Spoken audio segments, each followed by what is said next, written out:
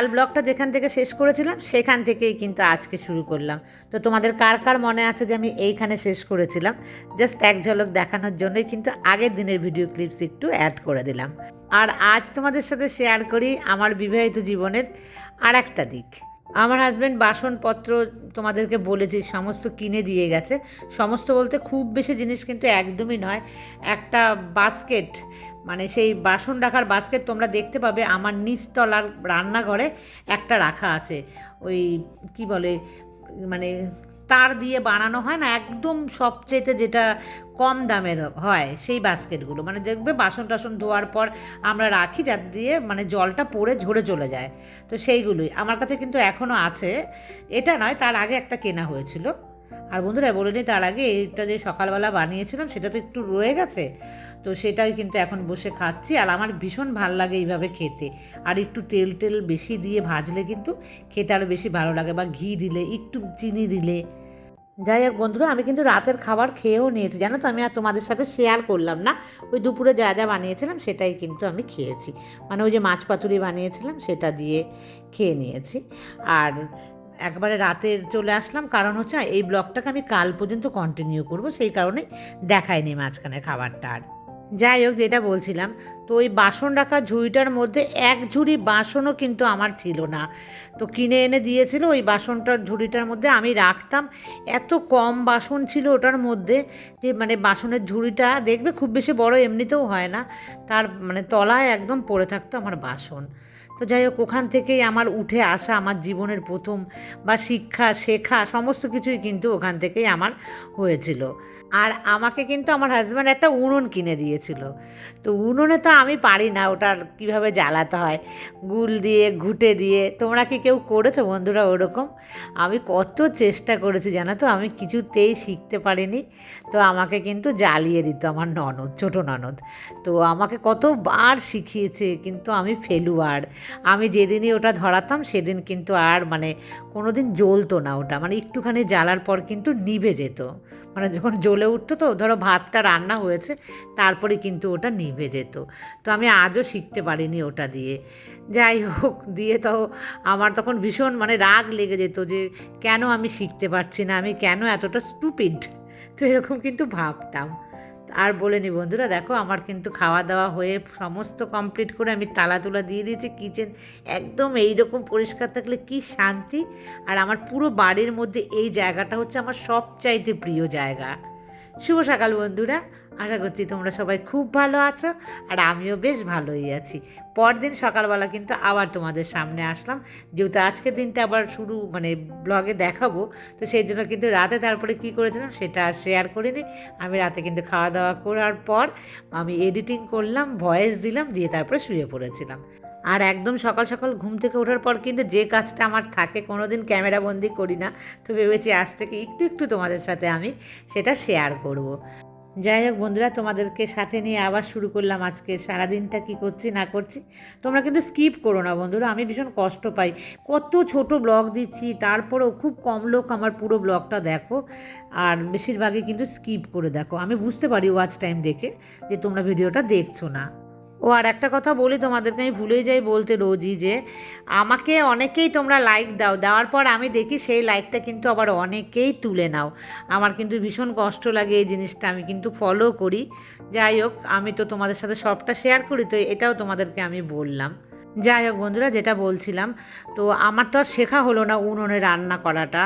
যাই হোক, আর আমি শিখতে চাইও না, তখন চেয়েছিলাম একটু শিখতে। আর শেখাটা ভালো, মানে সব কিছু রাখা, তবে না শিখলেও কোনো ক্ষতি না। আজকালকার যুগে কেউ আর ওই সমস্ত দিয়ে করেও না। এখন আর আমার শ্বশুরবাড়িতেও কিন্তু কেউ আর ওই কাঠমাট দিয়ে রান্না করেও না। আর আমার ভাসুরের কিন্তু জানো তো, যে ওর কিন্তু ইন্ডিয়ান গ্যাস, যে তার কিন্তু ও ডিস্ট্রিবিউটার।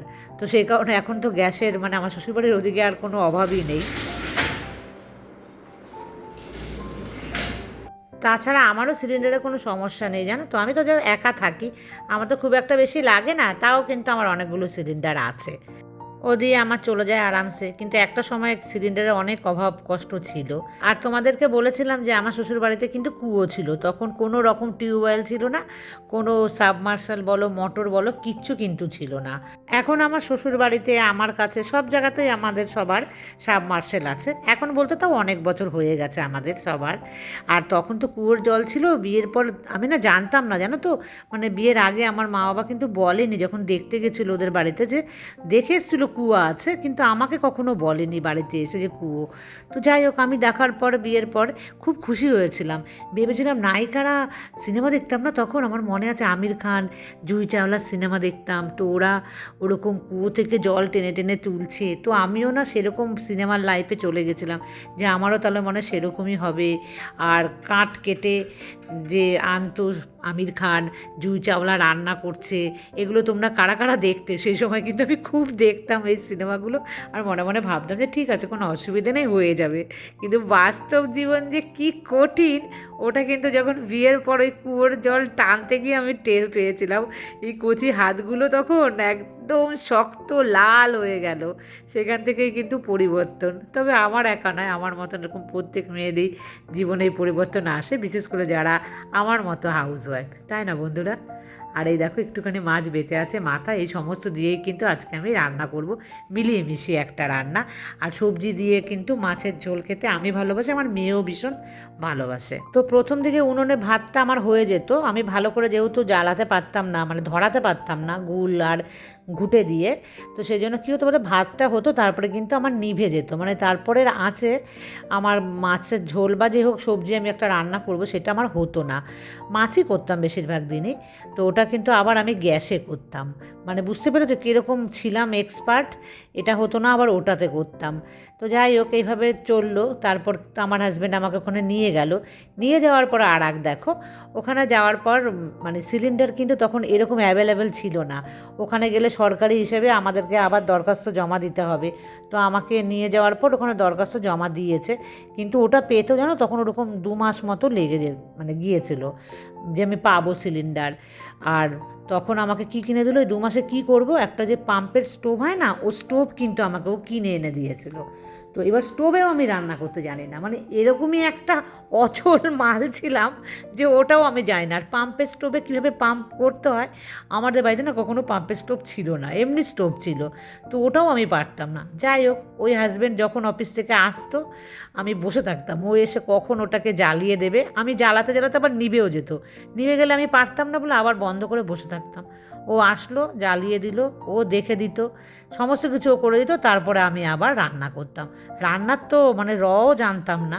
যাই হোক, সেখান থেকেও আবার শুরু হলো ওইটার মধ্যে করা, মানে আর এক ঝামেলা, মানে কষ্ট আর কষ্ট, প্রথম জীবনটা সত্যিই খুব কষ্ট।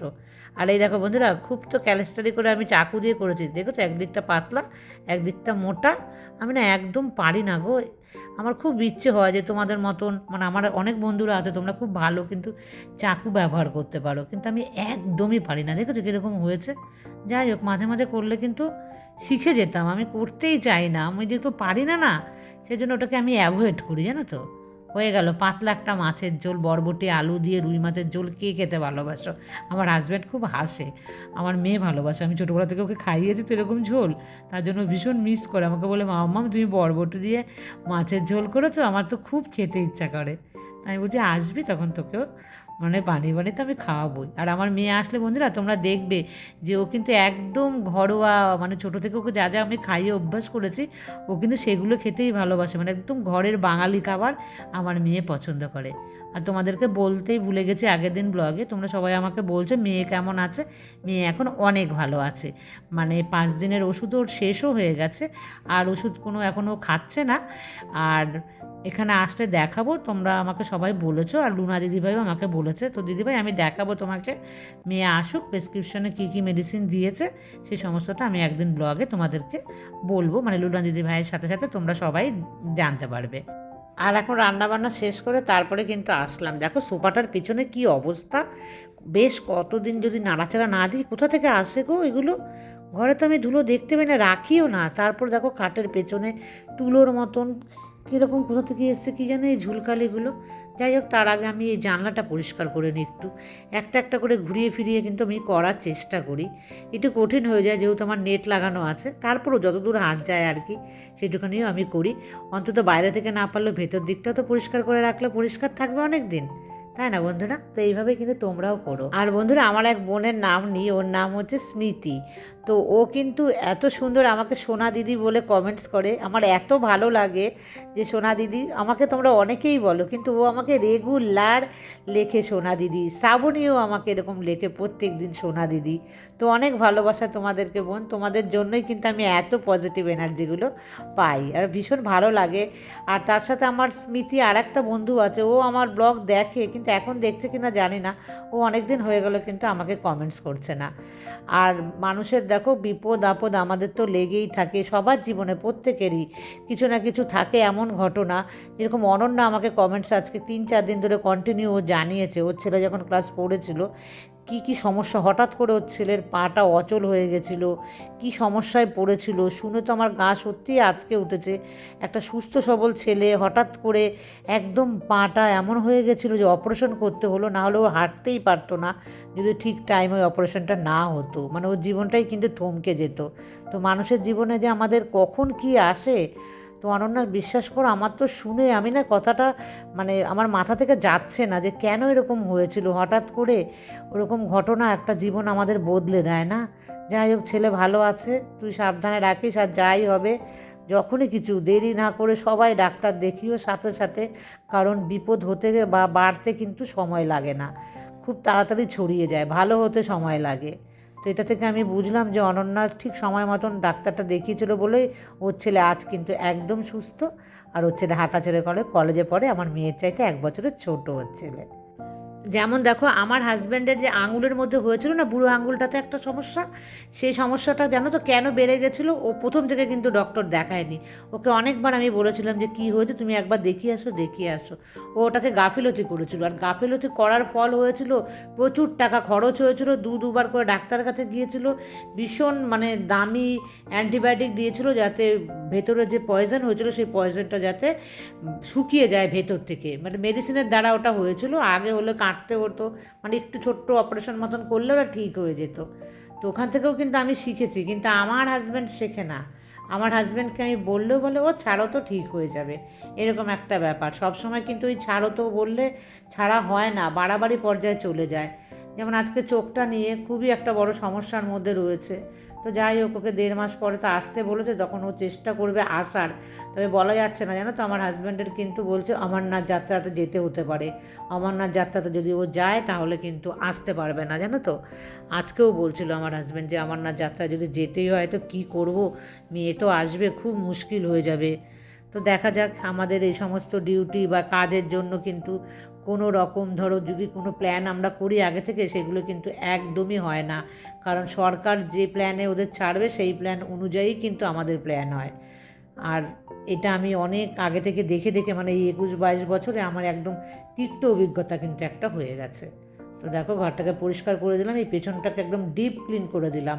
সমস্ত খুঁটিয়ে বাড়ি পরিষ্কার না করলে বাড়ি কিন্তু পরিষ্কার থাকে না। যেদিন সময় পাবে সেদিনই কিন্তু সময় বার করে করবে। 15 দিন কিংবা 1 মাস পর একবার করলেই কিন্তু হয়। বেশি টানা হেঁচড়া করলে কোমরে লেগে যেতে পারে। আর বেশি ফার্নিচার টানাটানি করলে কিন্তু ফার্নিচারও খারাপ হয়ে যায়। আর বাংলাদেশ থেকে যারা যারা আমাকে কমেন্টস করছো তারা কিন্তু এখন কেউ কমেন্টস করছো না। আর সামনে ঈদ বলে হয়তো তারা খুব ব্যস্ত। তবে আমাকে সাকিনা আর তানিয়া কিন্তু কমেন্টস করেছে। তানিয়া বলেছে সমস্ত কাজ সেরে দিন শেষে রাত 12টার সময় কিন্তু ও আমার ভিডিও দেখছে, তারপরেও আমাকে কমেন্টস করেছে। তো এটা আমার কাছে অনেক বড় পাওয়া। সত্যি ওরা এখন ভীষণ ব্যস্ত, তারপরেও যখন আমার ভিডিও দেখছো আমার ভীষণই ভালো লাগছে। তো অনেক ভালো থেকো সাকিনা আর তানিয়া, তোমরা তোমাদের দুজনার জন্য আমার অনেক শুভেচ্ছা রইল। আর খুব আনন্দ করো। আর দেখেছো দুপুরের খাবার নিয়ে একদম হাজির হয়ে গেছি এসি ঘরে। আর একটা ছোট শশাও কেটে নিয়েছি। তো শ্রাবণী আমায় বলেছিল ওর জন্যই কিনেছি। আর পায়েলও আমাকে বলতো যে কাকিমণি তুমি শশা খেও। সেই পায়েলের কি হলো আর জানি না। তো অনেক মিস করছি পায়েল তোমাকেও। যাই হোক বন্ধুরা, দেখো আমার দারুণ লাগে এরকম চাকা চাকা যে উচ্ছে ভাজা দিয়ে ভাত খেতে। তো ব্লগটাকে এই পর্যন্তই রাখছি, অনেক বড় হয়ে গেছে। আবার দেখা হবে নেক্সট ব্লগে। টাটা।